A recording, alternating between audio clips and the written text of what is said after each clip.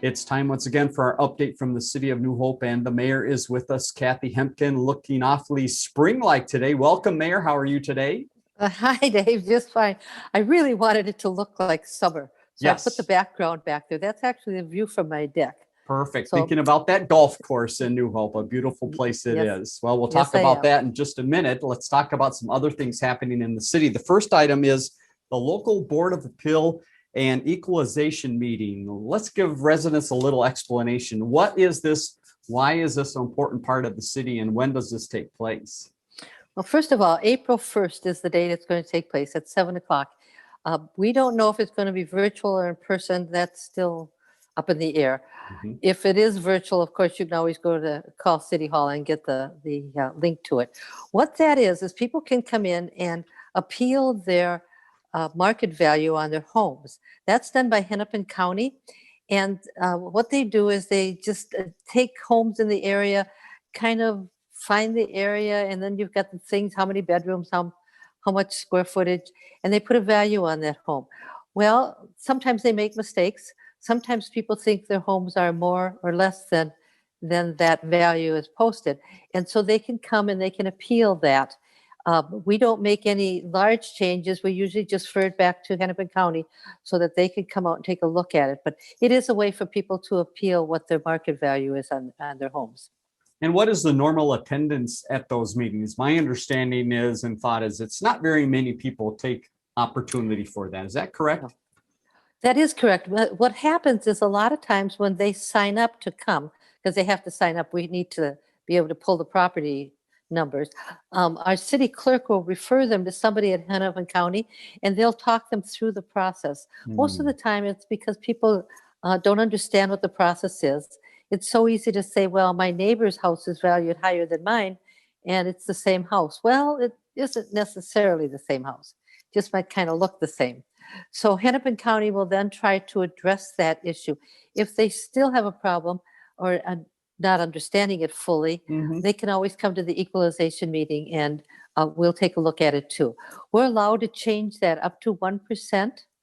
And it doesn't happen very often, but occasionally it does where Okay. a house is just has the wrong number on the marketing.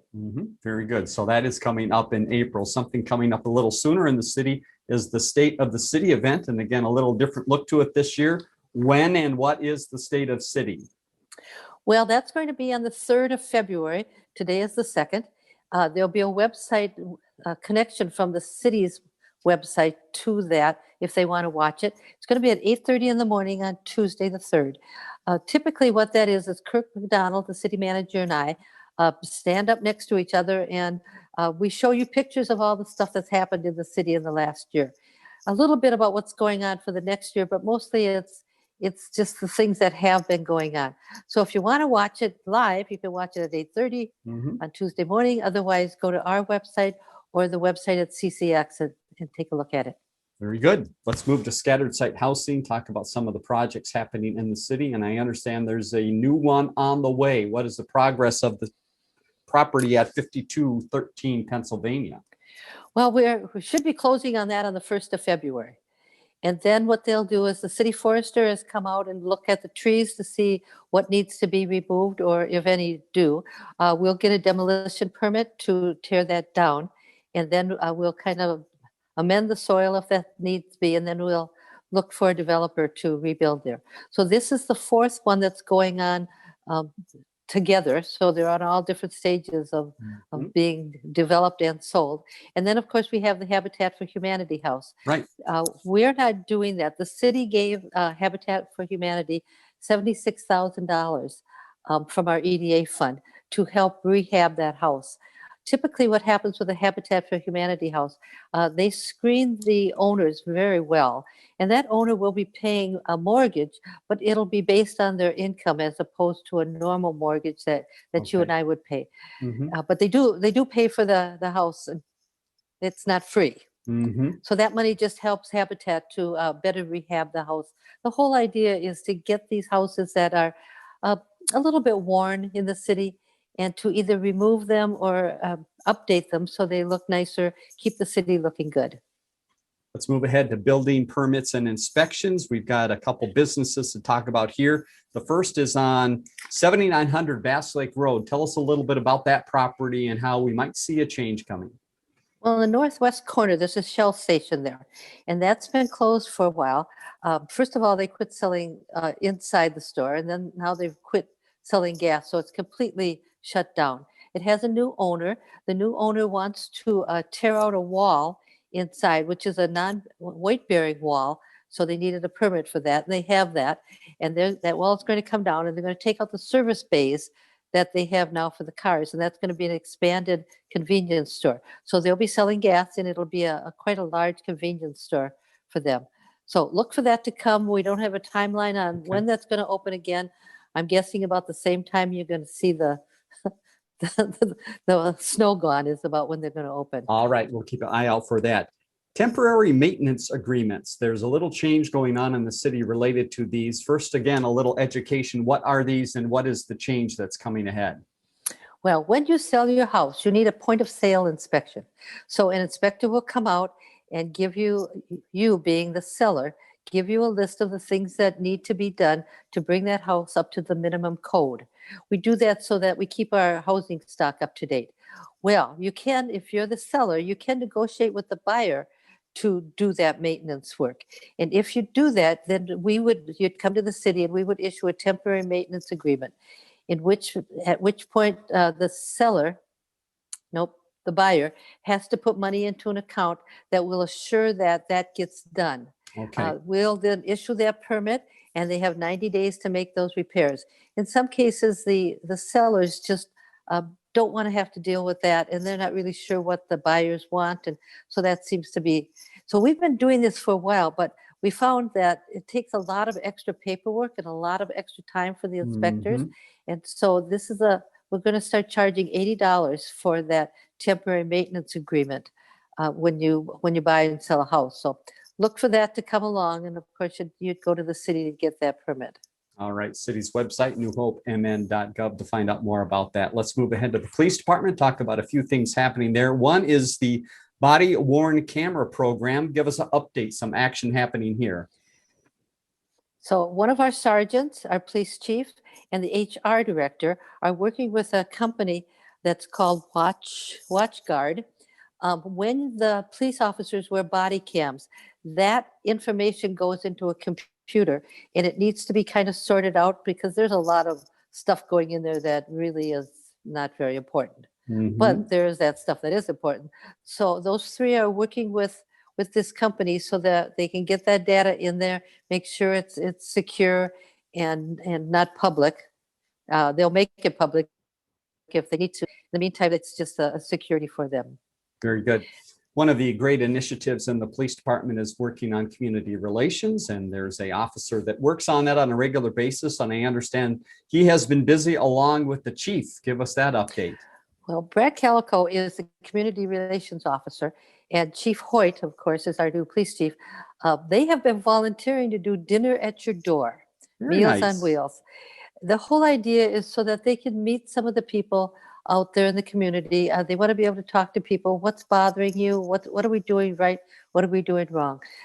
Those two have also been going to a lot of community events and meeting with neighbors when there's a concern, and sometimes just meeting them and talking about what's going on in the community. So they're making a real effort to do some community engagement, and I'm really impressed with that. Let's move to Public Works, a update, perfect time of the year to talk a little bit about snow. And you just had a few reminders about when it does snow, what we should do with our cars. It may snow again, I'm not Yes. sure. But if we get 2 inches of snow, we declare a snow emergency. And with that, all the cars have to be off the street. As you can imagine, when the snowplow comes by, it's very difficult for that snowplow to be going around those cars. Besides, then they have to come back and clear that piece off too. And the other part is they've now plowed that car in.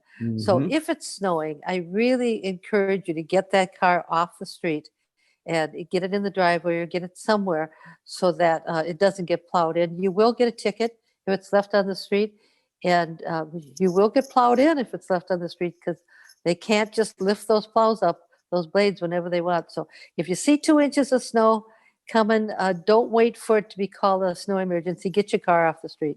Great advice. Let's move ahead to Park and Recs, talk about some of the activity that is going on there. And again, the city's website, always a great place to go to find out all of the activities. And with them being virtual sometimes in Park and Rec, they change on a pretty regular basis. So stop into the city's website. First, let's talk about Corner Park. Tell us about some of the discussions around that area and how residents might be able to get involved. Corner Park is on Winnetka and about 48th. And whenever we replace the park equipment, first of all, we replace the oldest park equipment in the system. And so it's Corner Park's turn to get replaced. When we do that, we like to ask the neighbors what they want to see in that park for play equipment. If you've got children and you want to see more slides, we want that input from you. So we send out letters to all the neighbors inviting them to a meeting in which they look at the equipment that's proposed, pick out what they think they want, and then we have another meeting, make sure that that equipment fits and fits within our budget, and then that's the equipment they put in. So if you get a letter and you're interested in doing that, usually the meetings are maybe an hour and they're in the evenings. It's just kind of fun to see the process that they go through to do that. They really do try to accommodate what the neighbors want. Very good. Other things happening in Park and Rec, and with that beautiful picture of the golf course behind you, we should talk about that for a minute. Golf course obviously closed, but opportunities for people to maybe do some shopping. There are. Well, yeah, it is closed, and the guys are doing a lot of maintenance that you don't see. There's a lot of cross-country skiing going on, and of course, my little fox out there that I'm watching is playing out in the snow. But you can't golf. But you can call the golf course number, leave your name and phone number, and they'll call you back if you have a question. So you can call about leagues, when they're going to start, how to get involved in. The other thing is you can, and I was thinking about this, you can actually buy a season pass for golf next year. And what a lovely, lovely Valentine's gift that would be. Right. If you don't want to buy the whole season pass, you can buy individual passes and stick them in the Valentine's card. I think that'd be just fun. So do keep in touch with the golf course. It's not going away, and then one day it's going to look like it does out there now, and you'll be able to play. All right, let's hope so soon. Let's go over to the ice arena. What are some of the activities there, both on the ice for some of the teams and then on the ice for some people who want to go have some open skating?